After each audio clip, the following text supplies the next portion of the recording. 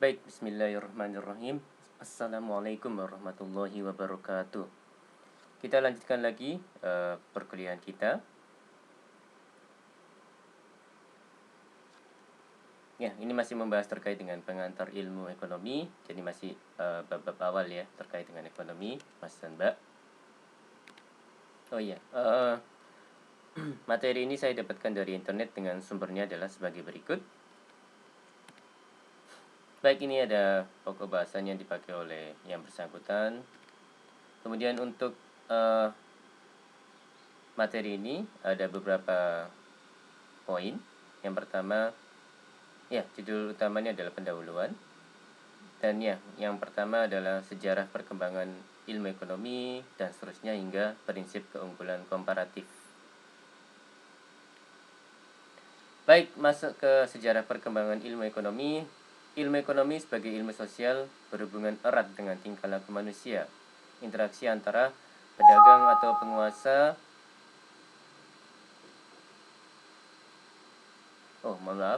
interaksi antara pedagang atau pengusaha, konsumen, investor, pemerintah.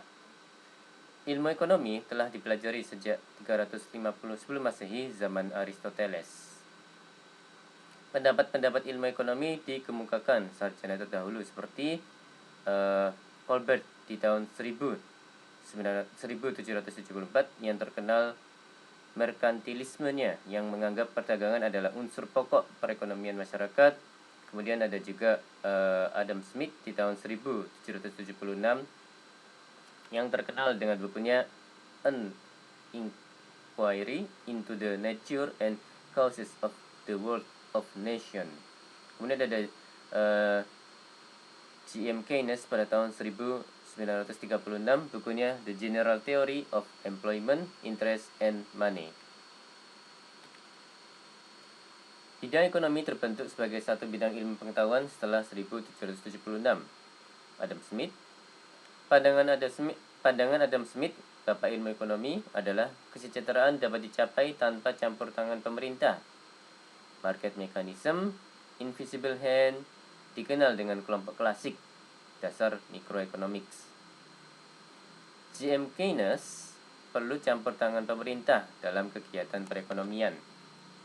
Pemikirannya menjadi dasar macroeconomics.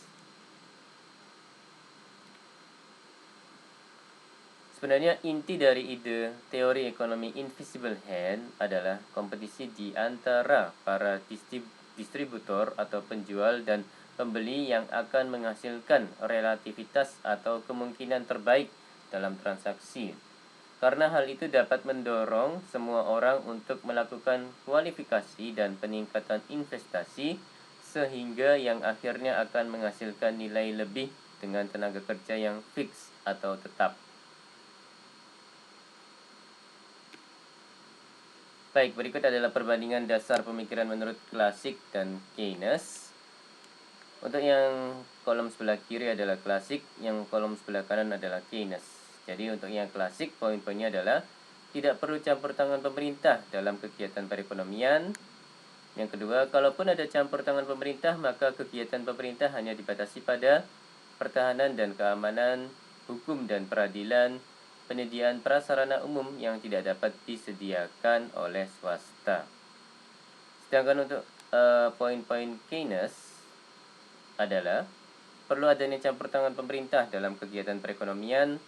Yang kedua, campur tangan pemerintah bertujuan untuk mengatasi penyakit ekonomi, yaitu pengangguran, pertumbuhan ekonomi, dan inflasi.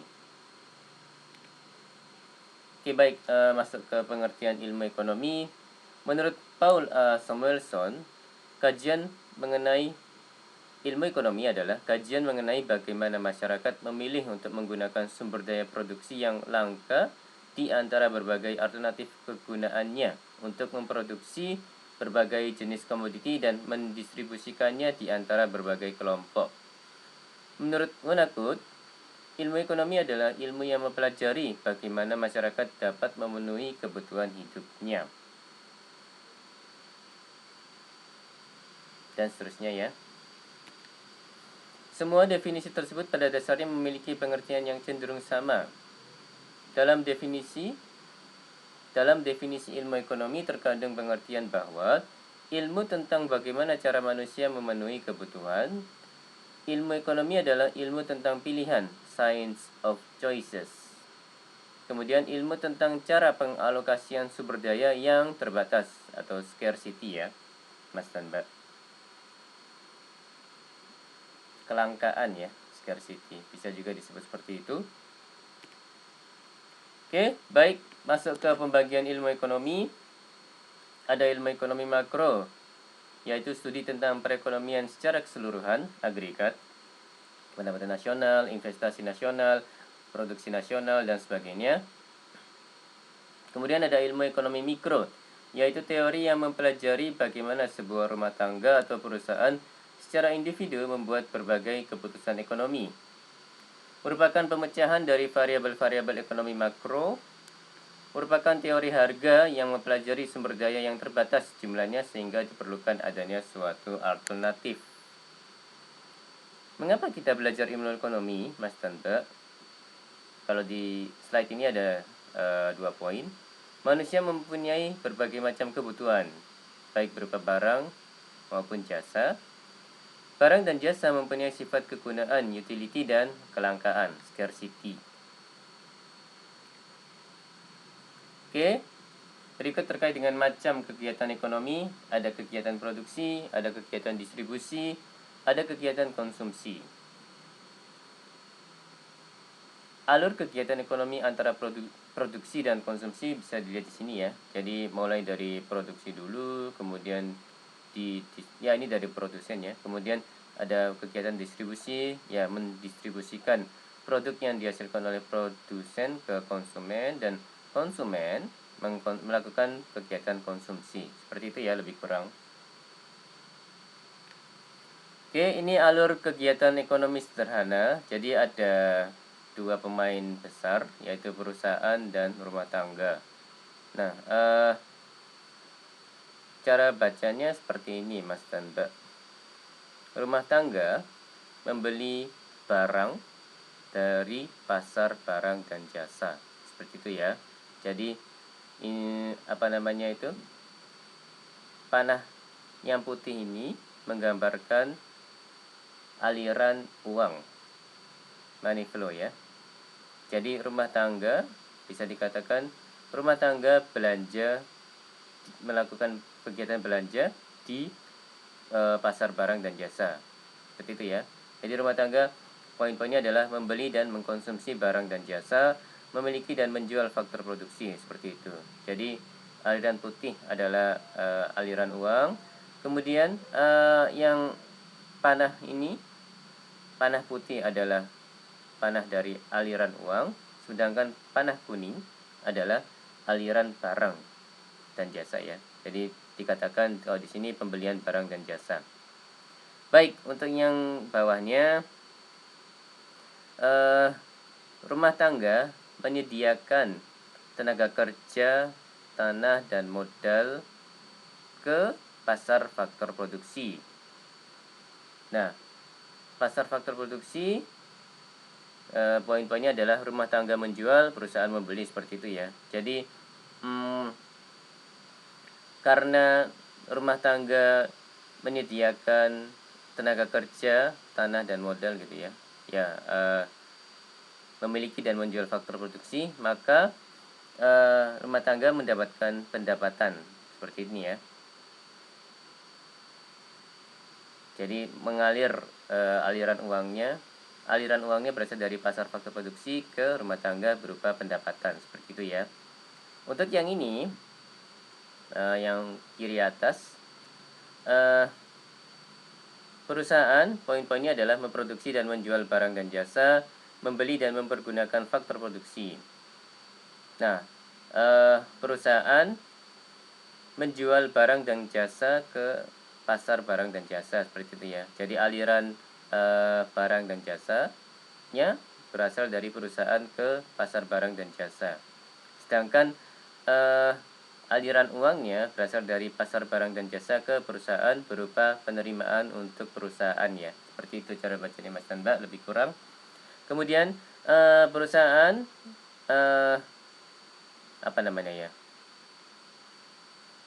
Jadi adanya faktor-faktor produksi itu adalah merupakan masukan untuk produksi yang dilakukan, kegiatan produksi yang dilakukan oleh perusahaan yang berasal dari pasar faktor produksi ke perusahaan. Jadi aliran barang dan jasanya mengalir dari pasar faktor produksi ke perusahaan. Nah, perusahaan karena memakai faktor-faktor produksi tersebut perlu membayarkan uang berupa upah, sewa, dan laba. Jadi ya aliran uangnya ya sebagai bentuk kompensasi pembelian faktor-faktor produksi, maka perusahaan mengeluarkan upah, sewa, dan laba ke pasar faktor produksi sehingga aliran uangnya berasal dari perusahaan ke pasar faktor produksi. Seperti itu ya Mas dan Mbak ya. Jadi di pojok kanan bawah ini ada penjelasan juga. Kalau yang panah kuning adalah aliran barang dan jasa, kemudian yang panah putih adalah aliran uang. Apa itu faktor produksi? Ada beberapa ya. Yang pertama labor, tenaga kerja, bukan sekadar jumlah orang, juga termasuk waktu manusia yang digunakan untuk bekerja atau untuk proses produksi dengan segala keragaman keahlian mereka. Ada juga land atau lahan, bukan hanya sekadar sebidang tanah, mencakup juga hal-hal yang terkandung di dalamnya dan di atasnya yang menyebabkan manusia dapat memproduksi sesuatu dengan menggunakan semua yang ada di dalam, termasuk biji logam, minyak mentah, kesuburan tanah, dan bahan baku lainnya. Ada juga kapital modal sebagai sarana produksi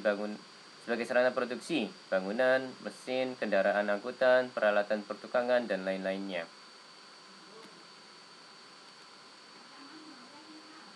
Ya, ada satu lagi ya, kalau saya tidak salah, yaitu keahlian. Mungkin tidak, ya ini mungkin di referensi lain Mas dan Mbak akan menemukannya.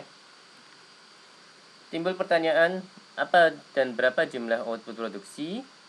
Apa dan berapa jumlah output produksi? Kemudian bagaimana cara memproduksinya? Yaitu teknik apa yang digunakan untuk mengkombinasikan berbagai macam faktor produksi menjadi keluaran tertentu, dan untuk siapa keluaran tersebut dibuat dan bagaimana cara mendistribusikannya. Oke. Kemudian ada konsep terkait dengan production possibility frontier atau batas kemungkinan produksi. Jadi production possibility frontier, batas kemungkinan produksi, poin-poinnya adalah produksi tergantung pada faktor produksi, sumber daya yang ada, dan teknologi. Produsen harus memutuskan seberapa banyak sumber daya mereka yang terbatas untuk menghasilkan produksinya. Misalnya dibatasi 2 jenis output produksi. Contoh, bisa memproduksi kain dan mobil. Seperti itu ya Mas dan Mbak ya. Jadi ini ada contoh dari pemaparan yang terkait dengan production possibility frontier berupa tabel ini ya Mas dan Mbak ya. Jadi ada 6 kemungkinan. Kalau yang ini kolom kedua itu kain, produksi kain. Yang kolom ketiga adalah mobil, produksi mobil. Kalau kain unitnya adalah ratus ribu meter. Kemudian kalau mobil unitnya adalah 1000 unit. Jadi misalnya yang kemungkinan E ini menghasilkan 400.000 meter kain dan 5.000 unit mobil. Seperti itu ya Mas dan Mbak ya. Jadi ya anggaplah perusahaan bisa memproduksi 2 produk gitu ya. Jadi kain dan mobil, dan kombinasi dari hasil produksinya bisa dilihat di tabel ini. Seperti itu Mas dan Mbak. Baik, ini yang tadi ya, soal yang tadi dipindah ke sini gitu ya maksudnya. Kemudian kita mendapatkan kurva seperti ini, dan ya A, B, C, D, E, F yang ini dipindah ke ke sebuah grafik gitu ya.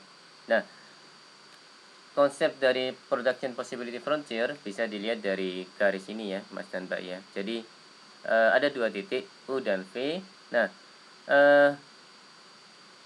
garis atau area yang ada di garis ini dan di dalamnya yang bagian ini ya, itu adalah area-area yang memungkinkan untuk diproduksi.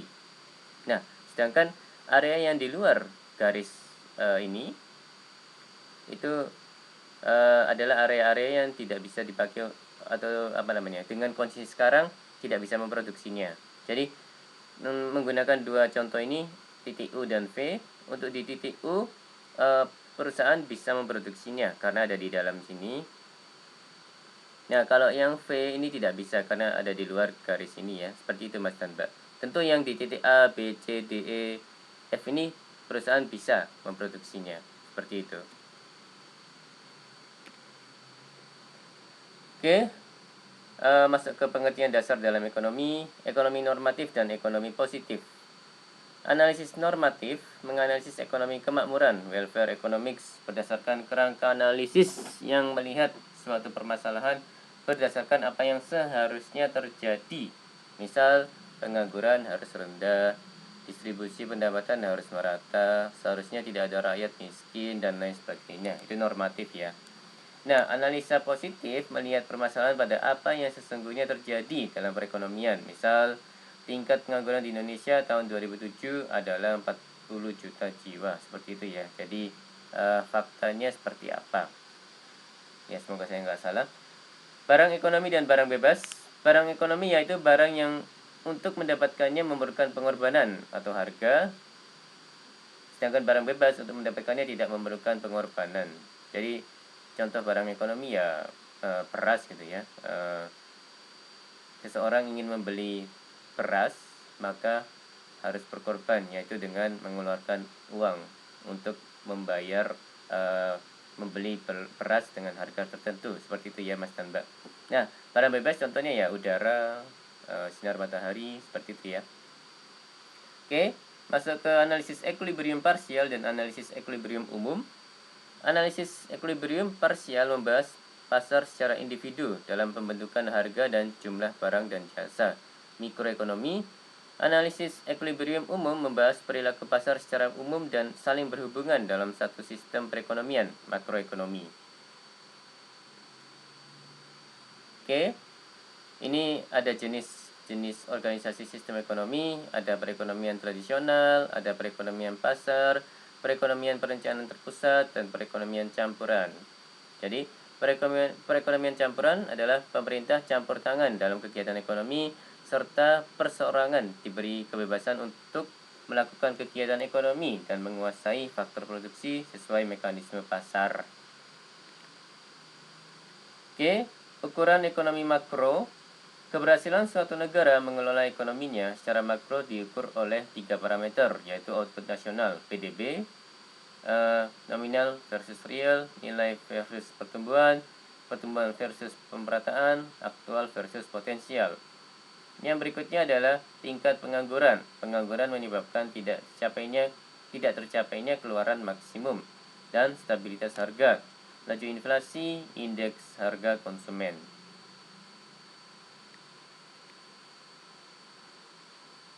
Ya, ini komponen-komponen ekonomi makro tadi sudah dibahas ya terkait dengan hal ini, dan sedikit ya. Jadi ada tambahan ini bagian pemerintah dan ada luar negeri gitu ya.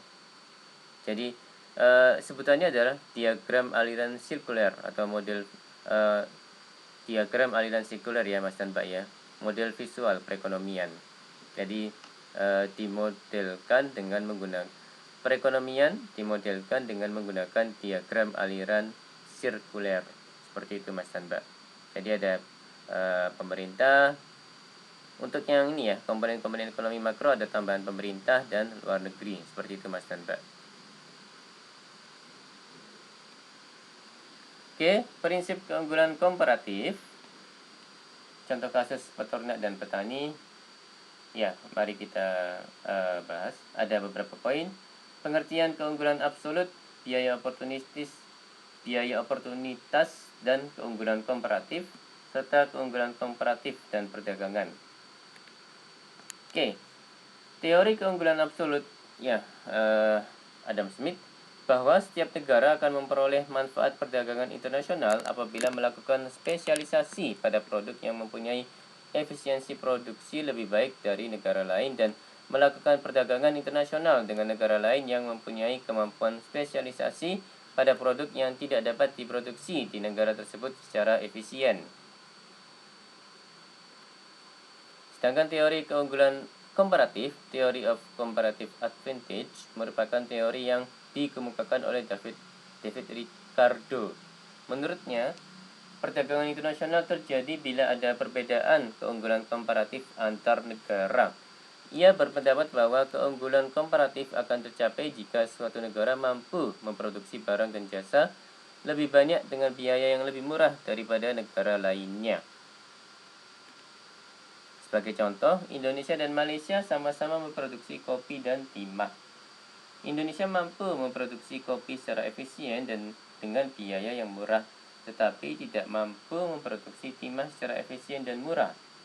Sebaliknya, Malaysia mampu dalam memproduksi timah secara efisien dan dengan biaya yang murah, tetapi tidak mampu memproduksi kopi secara efisien dan murah. Dengan demikian, Indonesia memiliki keunggulan komparatif dalam memproduksi kopi. Seperti itu ya, Mas dan Mbak ya.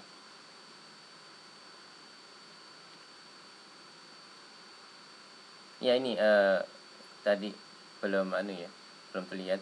Dengan demikian, Indonesia memiliki keunggulan komparatif dalam memproduksi kopi dan Malaysia memiliki keunggulan komparatif dalam produksi timah. Perdagangan akan saling menguntungkan jika kedua negara bersedia bertukar kopi dan timah.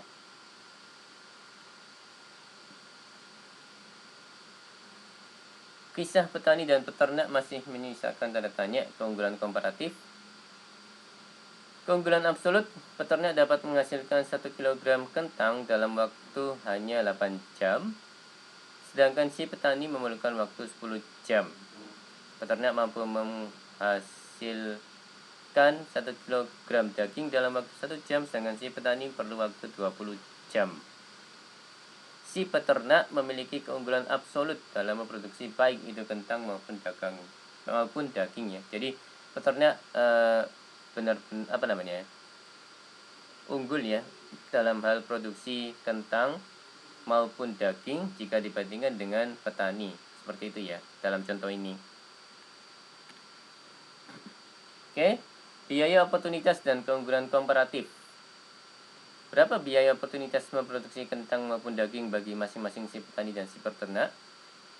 Biaya oportunitas adalah segala sesuatu yang harus dikorbankan dalam rangka memperoleh sesuatu. Bagi peternak, produksi 1 kg kentang perlu waktu 8 jam. Bila 8 jam dipakai produksi daging menghasilkan 8 kg. Artinya, biaya oportunitas memproduksi 1 kg kentang adalah 8 kg daging. Karena 8 kg daging ini tidak bisa dibuat ya, karena waktu yang ada dipakai untuk memproduksi 1 kg kentang. Itu konsep dari biaya oportunitas ya, Mas dan Mbak ya. Nah, dari sudut pandang petani, produksi 1 kg kentang perlu waktu 10 jam. Bila 10 jam dipakai memproduksi daging menghasilkan setengah kilogram. Artinya, biaya oportunitas memproduksi 1 kg kentang adalah setengah kilogram daging. Jadi sama 10 jam petani memutuskan untuk memproduksi 1 kg kentang. Dan jika dipakai untuk memproduksi daging akan bisa menghasilkan setengah kilogram daging. Dan jadi karena 10 jam itu dipakai untuk memproduksi kentang, maka dagingnya tidak bisa dihasilkan. Jadi itu biaya yang harus dikorbankan dengan memproduksi kentang ya, dari sudut pandang petani, Mas dan Mbak.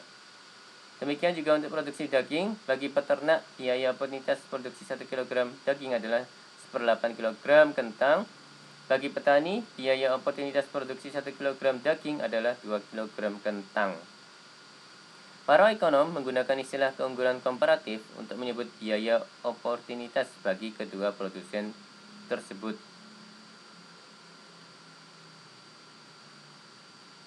Produsen yang mempunyai biaya oportunitasnya paling kecil dalam menghasilkan suatu barang, yakni yang lebih sedikit mengorbankan barang lain untuk memproduksi barang yang dimaksud, dikatakan sebagai produsen yang memiliki keunggulan komparatif dalam produksi barang tersebut.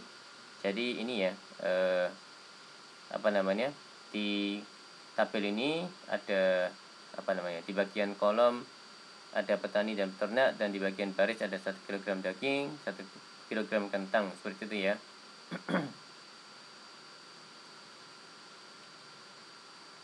Keunggulan komparatif dan perdagangan. Ya, ini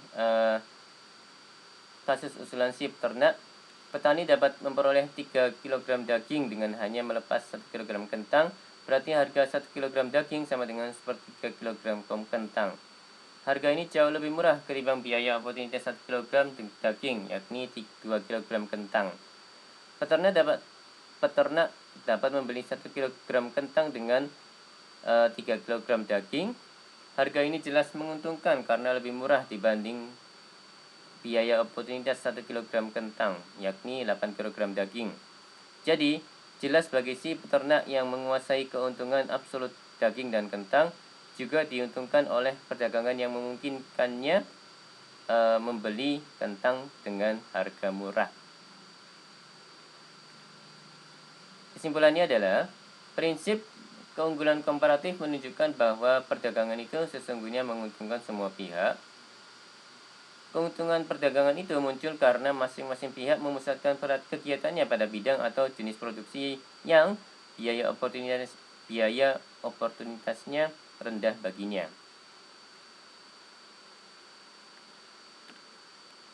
Oke, rangkuman.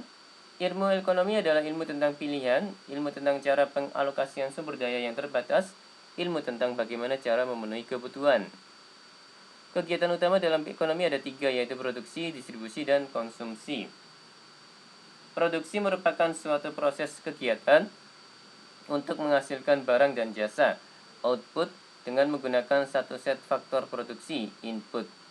Konsumsi merupakan suatu kegiatan untuk memanfaatkan fungsi suatu barang ataupun jasa. Sedangkan distribusi merupakan suatu kegiatan penyaluran atau penyampaian barang dan jasa dari produsen kepada konsumen atau sebaliknya. Organisasi ekonomi dapat dibedakan menjadi 4 bentuk, yakni perekonomian tradisional, perekonomian pasar, perekonomian perencanaan terpusat, dan perekonomian campuran. Oke, 2 model ekonomi sederhana yakni diagram alur kegiatan ekonomi sederhana dan batas kemungkinan produksi. Bidang ekonomi dibagi dalam 2 subbidang, yakni makroekonomi dan mikroekonomi. Makroekonomi mengkaji kekuatan dan kecenderungan yang mempengaruhi perekonomian secara keseluruhan. Mikroekonomi mengkaji pengambilan keputusan oleh rumah tangga dan perusahaan dan interaksi antara rumah tangga dan perusahaan di pasaran. Setiap orang mengkonsumsi barang dan jasa yang diproduksi oleh orang-orang lain, baik itu yang tinggal di negaranya sendiri maupun yang berada di negara-negara lain. Interdependensi dan perdagangan diinginkan karena keduanya memungkinkan setiap orang menikmati barang dan jasa dalam jumlah dan variasi yang jauh lebih banyak. Oke, ada 2 cara membandingkan kemampuan 2 orang dalam memproduksi suatu barang. Orang yang dapat menghasilkan barang dengan input lebih sedikit dikatakan memiliki keunggulan absolut dalam memproduksi jenis barang tersebut. Sedangkan orang yang menanggung biaya oportunitas atau opportunity cost lebih kecil dalam menghasilkan barang itu dikatakan memiliki keunggulan komparatif. Keberadaan keuntungan perdagangan sesungguhnya bertolak dari keunggulan komparatif, bukan keunggulan absolut. Perdagangan menguntungkan semua pihak karena memungkinkan pihak-pihak yang terlibat untuk melakukan spesialisasi pada kegiatan-kegiatan tertentu yang keunggulan komparatifnya mereka kuasai. Prinsip keunggulan komparatif bisa berlaku baik terhadap negara maupun terhadap individu. Para ekonom lazim menggunakan konsep keunggulan komparatif ini untuk menganjurkan dilakukannya perdagangan bebas antar negara. Oke, masuk ke prinsip-prinsip dasar. Yang dimaksud prinsip dasar ekonomi adalah patokan perilaku ekonomi dalam perekonomian yang mengarahkannya bertindak dan berkesesuaian dengan apa yang diharapkan oleh pelaku ekonomi tersebut dalam mengambil keputusan. Gregory Mankiw mengidentifikasikan 10 prinsip ekonomi yang dikelompokkan dalam 3 bagian, yaitu 4 prinsip yang melandasi keputusan tingkat individu, yaitu 1. Setiap individu harus melakukan trade-off, yaitu melakukan konsumsi atau produksi yang didasarkan pada pengurangan secara berarti konsumsi atau produksi satu barang untuk menambah konsumsi atau produksi barang lainnya. dengan daya beli atau biaya yang sama. Prinsip ini jelas mengajarkan pada pelaku agar selalu bertindak rasional, sebab pada kenyataannya setiap melakukan konsumsi selalu saja dibatasi dengan biaya anggaran yang dimiliki. Trade off ya, Mas dan Mbak. Kemudian biaya adalah apa yang dikorbankan untuk mendapatkan sesuatu. Orang rasional berpikir secara bertahap, serta pelaku ekonomi bereaksi terhadap insentif. Nah, yang kedua, 3 prinsip untuk interaksi. Perdagangan dapat atau harus menguntungkan semua pihak. Perdagangan dapat, perdagangan dapat dalam kurung harus menguntungkan semua pihak. Pasar secara umum adalah wahana yang baik untuk mengorganisasikan kegiatan ekonomi pemerintah. Dan berikutnya, pemerintah ada kalanya dapat memperbaiki hasil dari mekanisme pasar. Kemudian 3 prinsip cara bekerja perekonomian makro. Perekonomian makro agregatif. Yang pertama, standar hidup suatu negara bergantung kemampuannya dalam hal memproduksi barang dan jasa gitu ya, kalau saya nggak salah. Kemudian harga secara umum meningkat bila pemerintah mencetak uang terlalu banyak dan masyarakat menghadapi trade-off jangka pendek antara inflasi dan pengangguran. Jadi 10 prinsip ekonomi menurut N. Gregory Mankiw. Bagaimana kita membuat keputusan? Prinsip 1, kita selalu menghadapi trade-off. Peribahasa, there is no such thing as a free lunch. Kemudian prinsip 2, biaya ialah apa yang Anda korbankan untuk memperoleh sesuatu. Prinsip 3, orang nasional berpikir pada suatu margin. Prinsip 4, kita bereaksi terhadap insentif. Prinsip 5, perdagangan dapat menguntungkan semua pihak. Prinsip 6, terkait dengan bagaimana orang-orang berinteraksi. Prinsip 6, pasar secara umum adalah wahana yang baik untuk mengkoordinasikan kegiatan ekonomi. Prinsip 7, pemerintah ada kalanya dapat memperbaiki hasil-hasil mekanisme pasar. Nah, ini terkait dengan bagaimana suatu perekonomian secara keseluruhan bekerja. Prinsip 8, standar hidup di suatu negara tergantung pada kemampuannya memproduksi barang dan jasa. Prinsip 9, harga meningkat jika pemerintah mencetak uang terlalu banyak. Prinsip 10, masyarakat menghadapi trade-off jangka pendek antara inflasi dan pengangguran. Oke, ini jika ditulis dalam satu slide gitu ya Mas dan Mbak ya. Jadi ada bagaimana kita membuat keputusan, bagaimana orang-orang berinteraksi, bagaimana perekonomian secara keseluruhan bekerja. 10 prinsip ekonomi dikelompokkan dalam 3 kelompok. Itu ya. 10 prinsip ekonomi dikelompokkan ke 3 kelompok dan ini adalah penjabarannya dalam satu slide. Oke, ini referensi yang dipakai oleh di dalam PowerPoint ini.